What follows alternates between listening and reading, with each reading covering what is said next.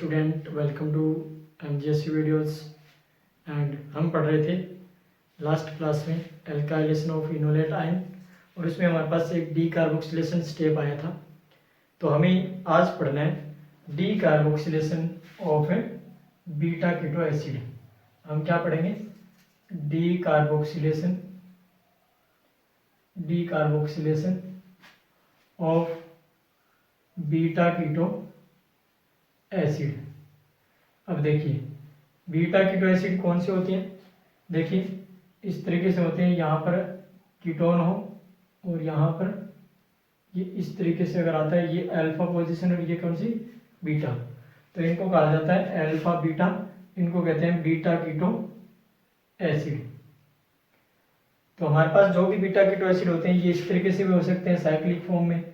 जैसे for example ये हमारे पास ऑक्सीजन और ये हमारे पास अल्फा और ये बीटा, तो ये OH, यानी हमारे पास ये साइक्लिक भी हो सकते हैं, फिर ये असाइक्लिक फॉर्म में भी प्रेजेंट हो सकते हैं। देखिए ये हमारे पास डी कार्बोक्सिलेशन जो होते हैं होता कैसे है या फिर क्यों देते हैं डी कार्बोक्सिलेशन, यानी बीटा कीटो एसिड होते हैं वो डी कार्बोक्सिलेशन जो होते हैं हीट करते ही क्यों देते हैं, ये हमारे पास सबसे पहला क्वेश्चन आता है। तो देखिए पहली बात तो हम देख लेते हैं कि ये डी कार्बोक्सिलेशन देते क्यों हैं, यानी बीटा कीटो एसिड होते हैं वो डी कार्बोक्सिलेशन क्यों देते हैं। तो देखिए कुछ इस तरीके से होता है, इनमें प्रोसेस होती है हाइड्रोजन बॉन्डिंग की। देखिए बीटा कीटो एसिड हमारे पास होते हैं, उनको मैं ऐसे लिख देता हूँ ऑक्सीजन, और यहाँ पर मैं इस ग्रुप को ऑक्सीजन, यहाँ ऑक्सीजन और हाइड्रोजन मैं ऐसे लिख लेता हूँ। तो देखिए यहाँ पर ये जो होता है इसमें कुछ इस तरीके से बॉन्डिंग होती है। ये ऑक्सीजन और ये हाइड्रोजन जो होता है इनके बीच क्या हो जाती है, इनके बीच हाइड्रोजन बॉन्डिंग हो जाती है इस तरीके से। और जैसे इनके बीच हाइड्रोजन बॉन्डिंग होगी तो ये क्या करेंगे, ये बाद में हीट करते ही अगर इनको हम क्या कर देंगे, हीट कर देंगे, तो देखिए ये जो होता है ये बॉन्ड जो होता है वो यहाँ शिफ्ट हो जाएगा, ये वाला बॉन्ड यहाँ शिफ्ट हो जाएगा, और ये जो होता है ये क्या हो जाएगा, सॉरी इस तरीके से नहीं, ये वाला जो होता है ये यहाँ शिफ्ट हो जाएगा, ये यहाँ शिफ्ट हो जाएगा और ये यहाँ चला जाएगा। ठीक है, तो इस तरीके से हमारे पास क्या है, CO2 बाहर निकल जाएगी और एक साइक्लिक ट्रांजिशन स्टेट बनेगी 6 मेंबर। यानी इनमें क्या हो रहा है, इनमें अगर हम देखें ध्यान से तो एक 6 मेंबर साइक्लिक ट्रांजिशन हमारे पास क्या है, स्टेट है। यानी हमारे पास ऑक्सीजन और यहाँ पर हाइड्रोजन और यहाँ ऑक्सीजन, और ये बॉन्ड मैं इस तरीके से शो कर देता हूँ। ठीक है, मैं इस तरीके से शो कर देता हूँ। तो देखिए हमारे पास एक ये क्या बन गया, 1 2 3 4 5 6 मेंबर क्या बन गई, 6 मेंबर साइक्लिक ट्रांजिशन स्टेट बन गई, 6 मेंबर साइक्लिक ट्रांजिशन स्टेट बन गई। और 6 मेंबर साइक्लिक ट्रांजिशन स्टेट में क्या है, यहाँ पर हाइड्रोजन बॉन्डिंग है।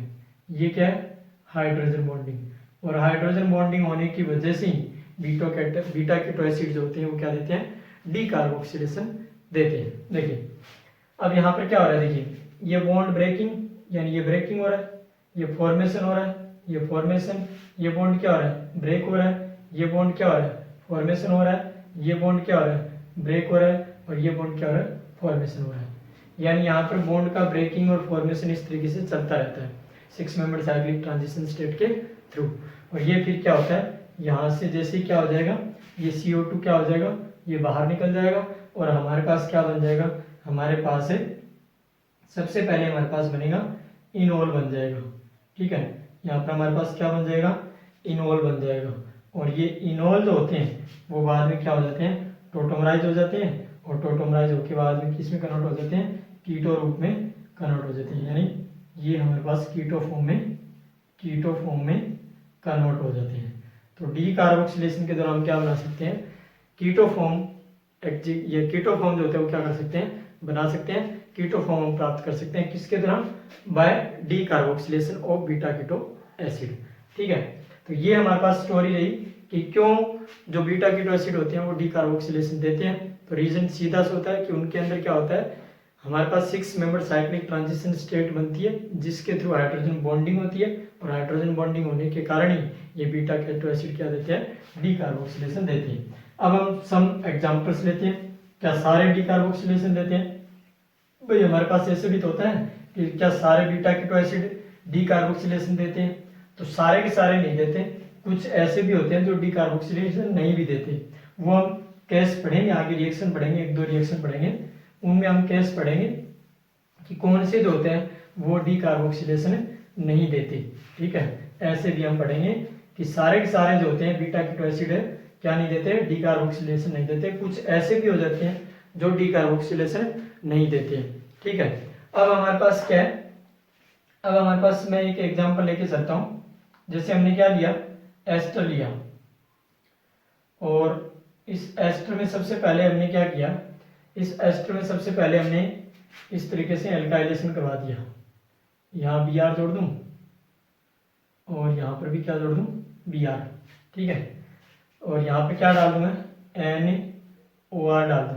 तो देखिए जैसे ये डालूंगा तो यहाँ पर क्या होगा, ये इनोलेट बनाएंगे, यहाँ से क्या बनेगा, इनोलेट बनेगा, और इनोलेट बनती क्या हो जाएगा, एल्काइलेशन हो जाएगा। अब तो आप समझ गए होंगे, बहुत सारे पढ़ लिए हमने एल्काइलेशन। देखिए ये एल्काइलेशन करेंगे तो यहाँ पर पहले क्या बन जाएगा, यहाँ पहले बन जाएगा इनोलेट, यहाँ पहले बन जाएगा इनोलेट, और ये जैसे इनोलेट बनेगा यहाँ पर क्या हो जाएगा, एल्काइलेशन हो जाएगा, एल्काइलेशन बी आर, और यहाँ पर बी आर, ये यहाँ आएगा, और ये जो होता है ये यहाँ टेक करेगा, और ये बी आर बाहर निकल जाएगा। ठीक है, इस प्रकार से हमारे पास क्या हो गया, एल्काइलेशन हो गया, यानी ये हमारे पास ये 1 2 3, तो यहाँ पर ये 1 ये 2 और ये 3, और यहाँ पर क्या लगा हुआ है, बी आर। ठीक है, इस तरीके से हमारे पास एल्काइलेशन हो गया। अब हमारे पास क्या है, चूंकि बेस है और बेस है तो इसलिए आगे फिर से इसमें इंट्रामोलिकुलर एल्काइलेशन और हो सकता है, क्योंकि अभी भी क्या हो सकता है, न्यूक्लियोफिलिक सब्स्टिट्यूशन रिएक्शन, इसमें यहाँ पर क्या है, B R leaving group present है, तो यहाँ पे इंट्रामोलिकुलर क्या हो सकती है, न्यूक्लियोफिलिक सब्स्टिट्यूशन रिएक्शन और हो सकती है बेस की प्रेजेंस में। तो यहाँ पर बेस ये हाइड्रोजन है, ये अभी भी एसिडिक है, और ये क्या करेगा, ये यहाँ पर इस हाइड्रोजन को लेके जाएगा, तो यहाँ पर फिर से क्या बन जाएगा, यहाँ पर फिर से क्या बन जाएगा, यहाँ पर फिर से इनोलेट आयन बन जाएगा, और इनोलेट आयन जैसे ही बनेगा बी आर, और ये इनोलेट आयन बना, और इनोलेट आयन बनते ही ये यहाँ आएगा, और यहाँ से यहाँ 1 2 3, और यहाँ पे क्या हो जाएगा, ये 4 मेंबर जो होता है साइक्लिक ट्रांजिशन स्टेट बन जाएगी। क्योंकि 4 मेंबर साइक्लिक ट्रांजिशन स्टेट क्या नहीं होती, स्टेबल नहीं होती, तो इसलिए क्या करना, यहाँ पर आप एक कार्बन और बढ़ा देना और बी आर कर देना, और यहाँ पर क्या करना, एक कार्बन और बढ़ा के बी आर कर देना, और यहाँ पर ये एक कार्बन और बढ़ा के बी आर हम कर देंगे। तो हमारे पास क्या होगा, जैसे हम इनोलेट बनाएंगे, इनोलेट फॉर्मेशन जैसे हमने किया बी आर, तो ये यहाँ अटैक करेगा, और हमारे पास 5 मेंबर्स यहाँ पर क्या बन जाएगी, रिंग फॉर्मेशन हो जाएगा। इस तरीके से यहाँ एस्टर है, और यहाँ भी क्या है, एस्टर प्रेजेंट है, ओ आर, और यहाँ पर ओ आर।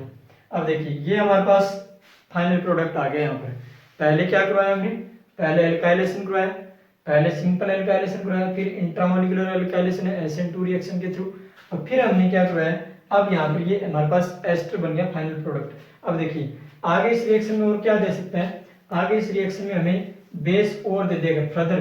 अब अगर हमें क्या दे दे, फर्दर अगर हमें बेस दे दे आगे और फिर से, और वो भी कौन सा, अगर हमें NaOH दे दे तो वो क्या करता है, NaOH हाइड्रोलाइसिस करता है। आप जानते हैं कि NaOH अगर दे देता है और एस्टर अगर प्रेजेंट होता है रिएक्शन में, तो वो क्या करता है, एस्टर का हाइड्रोलाइसिस करता है। तो हमारे पास क्या हो जाएगा, इस प्रोडक्ट का जो हमारे पास फाइनल प्रोडक्ट बना है, इसमें यहाँ से डीकार्बोक्सिलेशन की प्रोसेस कुछ स्टार्ट होगा, यानी हमें यहाँ से स्टेप देगा पहले ये ऑक्सीजन, ये OR, और ये O ऑक्सीजन, और ये OR। अब अगर हमें यहाँ पे क्या दे दे, NaOH दे दे, NaOH दे दे, तो NaOH क्या करेगा, इस OR को भी चेंज कर देगा OH में, और इस OR को भी क्या कर देगा, OH में चेंज कर देगा। यानी ये क्या करता है, हाइड्रोलाइसिस करता है, किसका, हाइड्रोलाइसिस कर देता है, किसका, of ester, hydrolysis of ester. यहाँ से क्या हो जाएगा, हाइड्रोलाइसिस हो जाएगा, और जैसे ही हाइड्रोलाइसिस होगा तो यहाँ पे क्या बन जाएगा, एसिड बन जाएगा। यानी ये एसिड हमारे पास से बन गया। ठीक है, अब जैसे ये एसिड बना तो हमारे पास क्या होगा, चूंकि बेसिक मीडियम है इसलिए डाई एनाइन की फॉर्म में रहेंगे, ये भी H गायब हो जाएगा, ये भी H गायब हो जाएगा, और फिर हमारे पास क्या होगा, ये कुछ इस तरीके से बचेगा, यानी हमारे पास ये प्रेजेंट रहेगा रिएक्शन पिक्चर में, ये डाई एनाइन O नेगेटिव और यहाँ पे भी O नेगेटिव। और फिर हम क्या करवा सकते हैं, प्रोटोनेशन करवा सकते हैं, HCl और हीट दे दे तो फिर से क्या हो जाएगा, प्रोटोनेशन हो जाएगा।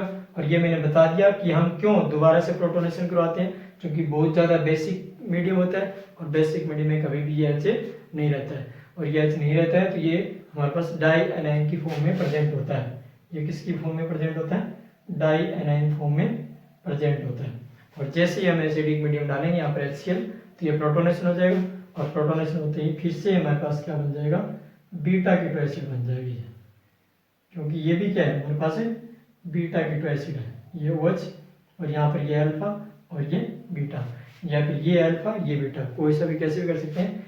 तो ये हमारे पास बीटा कीटो एसिड हो गया, बीटा कीटो एसिड। और अगर हमें हीट दे रखा है तो हमें क्या करना है, एक CO2 बाहर निकालना है, और एक CO2 बाहर निकाल कर फाइनल जो प्रोडक्ट हमारे पास बनेगा वो हमारे पास बन जाएगा साइक्लोपेंटेनोइक एसिड, यानी ऑक्सीजन और OH, ये बन जाएगा हमारे पास साइक्लोपेंटेनोइक एसिड, यानी ये हमारे पास फाइनली प्रोडक्ट जो होता है प्राप्त होगा।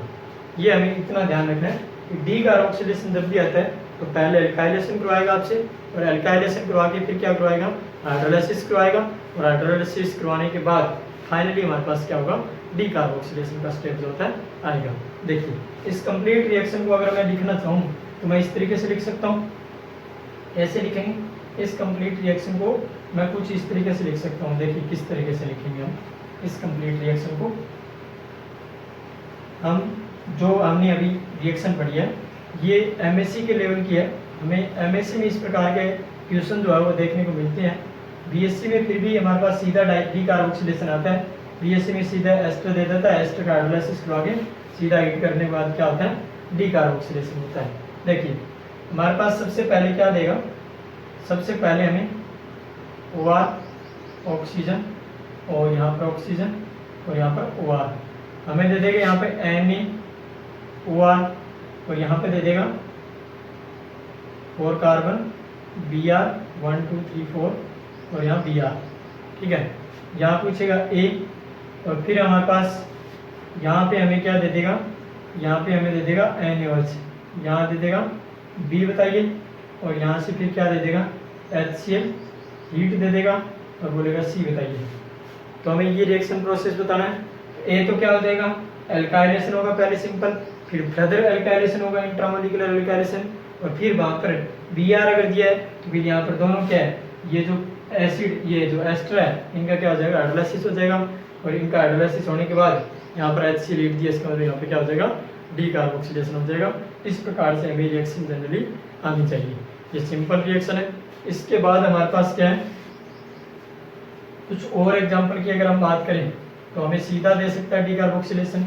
सीधा स्टेप डी कार्बोक्सिलेशन का कैसे देगा, कि हमें ऐसे दे दे कि बताइए इसमें प्रोडक्ट क्या बनेगा, यानी हमारे पास क्या है 6 मेंबर है, और यहाँ पर ऑक्सीजन, और ये यहाँ पर क्या हो जाएगा ऑक्सीजन OH, और यहाँ पे क्या दे दे, यहाँ पे हमें दे दे HCl हीट दे दे। तो HCl हीट देते ही समझ जाइएगा आप, यहाँ पर ये क्या है अल्फा, ये क्या है बीटा, यानी बीटा कीटो एसिड है, और बीटा कीटो एसिड है तो यहाँ पे कुछ नहीं है, डायरेक्ट प्रोडक्ट बना दीजिए, क्या निकाल दीजिए यहाँ से CO2 निकाल दीजिए, और प्रोडक्ट बना दीजिए क्या, यहाँ पर बन जाएगा हमारे पास कीटोन बन जाएगा, ये बन जाएगा हमारे पास प्रोडक्ट, और यहाँ पर क्या आ जाएगा हाइड्रोजन आ जाएगा, ठीक है।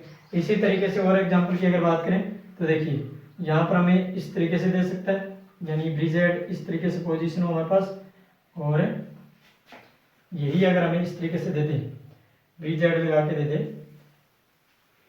ब्रिजेड पोजीशन पे कभी भी डी कार्बोक्सिलेशन नहीं होता, कब नहीं होता वो हम देखते हैं। देखिए अगर हमें कोई ब्रिजेड कंपाउंड दे दे इस तरीके से, ये हमारे पास ब्रिजेड कंपाउंड है, और यहाँ पर हमारे पास है, यहाँ पर दे दे हमें ये ऑक्सीजन और ये OH, ये हमारे पास क्या है अल्फा और ये बीटा, यानी बीटा कीटो एसिड है। और अगर हमें यहाँ पे क्या दे दे, HCl और देन हीट दे दें। तो देखिए अब यहाँ पर क्या होगा, डी कार्बोक्सिलेशन नहीं होता। क्यों नहीं होता? जैसे ही हम यहाँ से क्या निकालेंगे, यहाँ से जैसे ही हम क्या निकालेंगे, अगर हम क्या निकालेंगे CO2 निकालेंगे, तो यहाँ पर हमारे पास क्या बनेगा, ब्रिजर्ड जो पोजीशन होती है वहाँ पर क्या बनेगी, एल्कीन बनेगी। देखिए इसको इस तरीके से नहीं लिख के इस तरीके से लिख लीजिए, यहाँ पर ये O नहीं लगा के ये ऑक्सीजन को यहाँ पे लगा लीजिए बीटा। तो हम देखिए यहाँ से जब बनाएंगे तो ये बन गया और ये बन गया और ये ब्रिजेड और यहाँ पे क्या हो जाएगा OH, क्योंकि पहले क्या बनता है, इनॉल बनता है। और ये क्या बन गया, ये ब्रिजेड पे क्या बन गई, एल्कीन बन गई। और ब्रिजेड पोजीशन पे ब्रेडिक्स रूल आता है, ब्रेडिक्स रूल उसके अकॉर्डिंग ब्रिजेड पे कभी भी क्या नहीं बनती, एल्कीन नहीं बनती है। ब्रिजेड पे एल्कीन क्या नहीं होती, स्टेबल नहीं होती। इसलिए हमारे पास क्या होता है, यहाँ पर साइक्लिक यानी ब्रिजेड कंपाउंड अगर आ जाए और बीटा कीटो एसिड आ जाए तो वहाँ क्या नहीं होता, डी कार्बोक्सिलेशन का प्रोसेस नहीं होता। ये हमें ध्यान रखना है। इसके बाद हमारे पास कोई और कंपाउंड दे दे। तीसरा जो हमारे पास कंपाउंड नहीं कहते, देखिए इसमें क्वेश्चन जो आता है वो आता है कि कितने CO2 बाहर रिलीज होंगे। यानी इसमें क्वेश्चन कई बार ऐसे आ जाता है, बीटा कीटो एसिड दे देता है और उसमें पूछ लेता है कि कितने CO2 जो आता है वो रिलीज होंगे। जैसे फॉर एग्जांपल हमें क्वेश्चन दे दिया इस तरीके से, हमें क्वेश्चन दे देगा ऐसे, पूछ लेगा कितने CO2 रिलीज होंगे। यहाँ पर ये क्वेश्चन दे दिया, ये ऑक्सीजन, ये OH, ये OH और ये OH, ठीक है। यहाँ पर क्या होगा, जैसे हीट दे देगा, जैसे हीट देगा तो ये अल्फा ये बीटा, पहले स्टेप में क्या होगा, ये CO2 निकलेगा, यानी एक CO2 निकल गया और यहाँ पर क्या बन गया, यहाँ पर हमारे पास ये बच गया OH और ऑक्सीजन। ये भी अल्फा और बीटा, ये फिर भी बीटा कीटो एसिड है तो फिर से एक CO2 और निकल सकता है, तो यहाँ से CO2 और निकल जाएगा और हमारे पास कीटोन बन जाएगा, ठीक है। तो यहाँ पर कितने CO2 रिलीज हो गए, 2 mole of CO2, 2 mole of CO2 will release, 2 mole of CO2 will release. यानी हमें CO2 कितने रिलीज हो गए ये भी क्वेश्चन में पूछ सकता है डी कार्बोक्सिलेशन के केस में। अब हमें अगर ऐसे दे दे, ये यहाँ पर नहीं देकर, ये जो हमारे पास कीटो एसिड है, बीटा कीटो एसिड है, यहाँ पर नहीं देकर हमें अगर इस तरीके से दे दे, देखिए कैसे, यही अगर एग्जांपल इस तरीके से दे दे, यहाँ COOH।